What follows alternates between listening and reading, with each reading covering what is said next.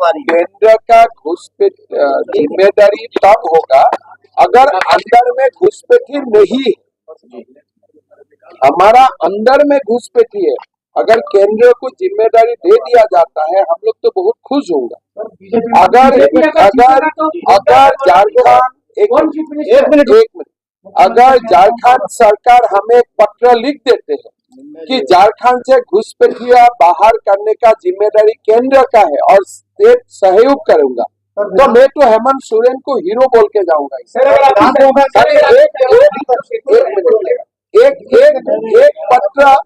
एक पत्र आप लोग हमें लेके दीजिए। झारखंड से घुसपैठियों को बाहर करने का जिम्मेदारी किसका है? केंद्र का। ये लिख के दे, बाकी जमेला हम लोग ठीक कर लेंगे। देखिए, हमारा भारतवर्ष और बांग्लादेश का सीमा त्रिपुरा, असम, वेस्ट बंगाल से सटा हुआ है, लेकिन वेस्ट बंगाल का मुर्शिदाबाद जिला ऐसा है जो झारखंड का पाकुड़ जिला से सटा हुआ है। अगर आप लोग आज 20 साल का जनसंख्या आप लोग देखें, यहाँ का जो वोटर लिस्ट आप लोग देखें, तो आप लोगों को ये पता चलेगा कि संथाल परगना और उनका बाहर में भी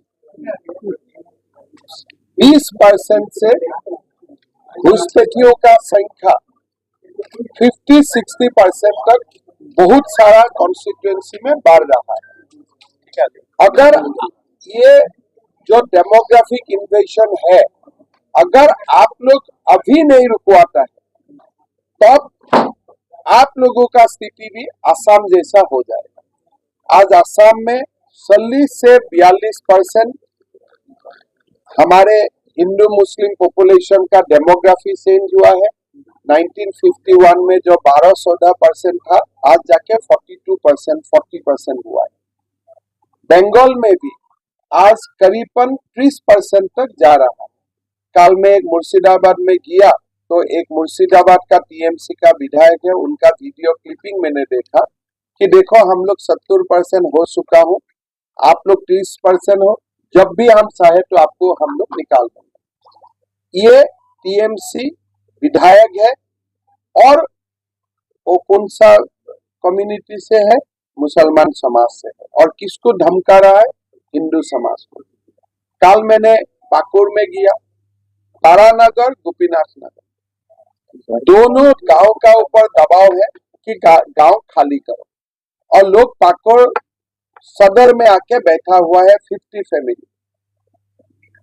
साथ में मैंने गायबाथान किया, वहां में मैंने देखा घुसपैठियों ने हमारा आदिवासी लोगों का जमीन कब्जा करके बैठा हुआ है।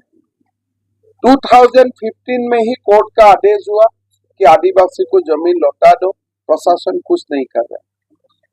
मेरा इतना ही निवेदन है कि राजनीति चलेगा, राजनीति रहेगा, चलेगा, सरकार आएगा जाएगा, लेकिन ये प्रदेश को बचाने का जिम्मेदारी सब पार्टियों का है। मैं हेमंत सोरेन जी से निवेदन करूंगा कि घुसपैठी का जो मुद्दा है, डेमोग्राफिक इन्वेशन का जो मुद्दा है, आप इसको नजरअंदाज मत कीजिए। अगर आप इसको नजरअंदाज करते हैं, मेरा बात मान लीजिए, 30 साल का बाद झारखंड का कोई मुख्यमंत्री घुसपैठियों बैठेगा हॉल में और झारखंड का जो मुख्यमंत्री है वो घुसपैठियों का सामने सरेंडर करके हाथ उठा के बैठेगा। आपकी सरकार आएगी तो आप क्या करेंगे? देखिए, सरकार आने से तो हम भरपूर प्रयास करूंगा, लेकिन सबसे जो इम्पोर्टेंट चीज है, घुसपैठिया कैसे आते हैं, कोई ना कोई हमारे लोग अनजाने में हम लोग संरक्षण दे देते हैं। एक बार जब हमसे संरक्षण हो जाता है तब ये विषय आगे बढ़ते रहता है। सबसे पहला है झारखंड में इस विषय का ऊपर एक कंसेंसस बनाना कि भाई ये डेंजरस ट्रेंड हो रहा है। मैं तो मानता हूं कि आप लोगों का एक टीम मेरा असम में भी आना चाहिए, देखना चाहिए ये कितना डेंजरस ट्रेंड है। फिर झारखंड में जनताओं का बीच में एक बार बन जाएगा कि मैं घुसपैठियों को आने नहीं दूंगा, तो ये स्लो हो जाएगा।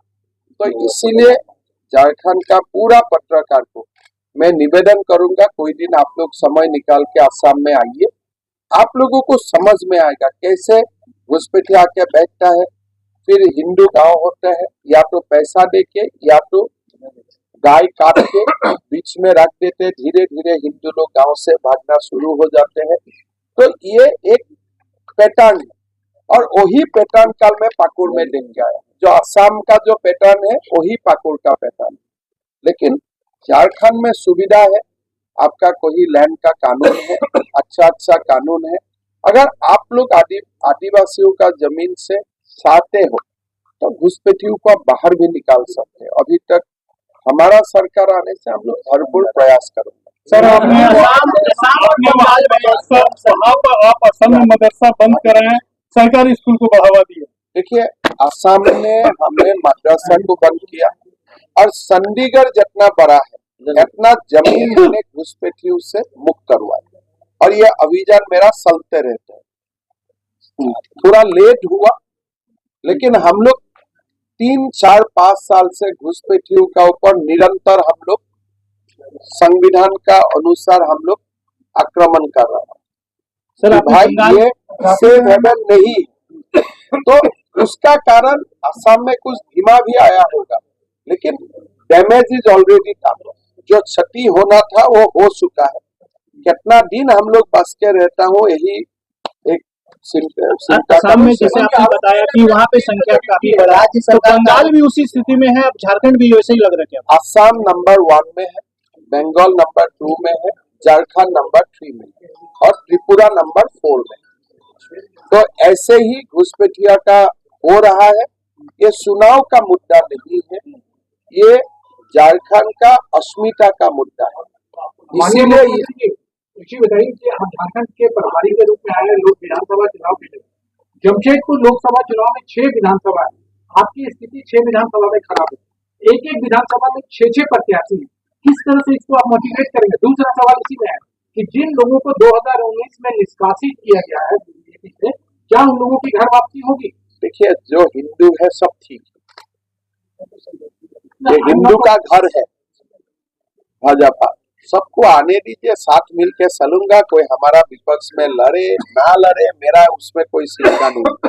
झारखंड में हिंदू एकत्रित रहना चाहिए, हमारा समाज एकत्रित होना चाहिए। तो इसीलिए मैं ये सब बात में ये पार्टी मांगा है नहीं मांगा है, मैं छोटा विषय में बहुत ज्यादा दिमाग नहीं लगाता हूँ।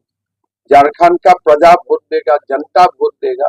अगर हमारा नियत ठीक होगा हमें वोट मिलेगा। झारखंड मुक्ति मोर्चा और कांग्रेस बोल रही कि देश में हिंदू मुस्लिम मुद्दा है ही। अगर हिंदू मुस्लिम मुद्दा नहीं है तो पाकिस्तान कैसे बना? तो देश का शुरुआत से ही हिंदू मुसलमान का मुद्दा बना हुआ है। अगर मैं बोलूँ वो मुद्दा नहीं है और झूठ बात है, कांग्रेस क्या मुसलमानों को वोट बैंक नहीं करता है?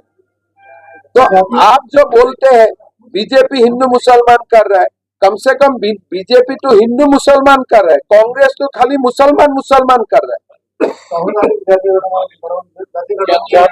बैठक में आए सर, क्या मतलब? मिल के जाऊंगा, यही बोलना है कि भाई देखिए, एक साथ लड़ना है, झारखंड का अस्मिता का लिए लड़ना है। कोई विधायक बने ना बने ये बड़ा बात नहीं है, बड़ा बात ऐसा ही झारखंड को बसाना। सर, अगर राज्य सरकार का आरोप है कि केंद्र की जिम्मेवारी है घुसपैठियों को रोकने की, केंद्र सरकार की आपका मुंह में घी शक्कर, कम से कम कोई लोग नहीं बोलते हैं कि बीजेपी का मुख्यमंत्री होगा, कम से कम तो आप बोल रहे हैं, आपको धन्यवाद। फिर आगे देखा जाएगा चेहरा कौन होगा, शहरा आप लोग